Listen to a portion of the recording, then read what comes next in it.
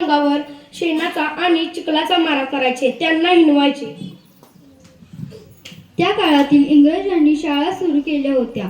माता सावित्रीबाई सुद्धा त्यांच्याच शाळेत शिकल्या, पण त्यावेळी ठराविक मुलांना शिक्षणाचा अधिकार होता आणि 1 जानेवारी 1848 रोजी सुरू झालेली शाळा भारतीयांनी स्थापन केलेली शाळा होती.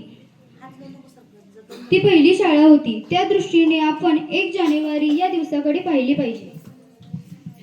3 जानेवारी 1831 या दिवशी महान क्रांतिज्योती राष्ट्रमाता कोटी कोटी स्त्रियांच्यासाठी शिक्षणाची दालने खुली करणाऱ्या माझ्या सावित्रीमाईचा जन्म झाला.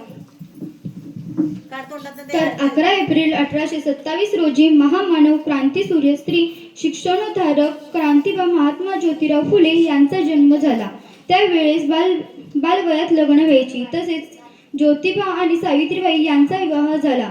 त्यावेळी त्या दोघांच्या वयात 4 वर्षाचे अंतर होते. त्या काळात नवरा बायकोच्या वयात 10-20 वर्षाचे अंतर असायचे.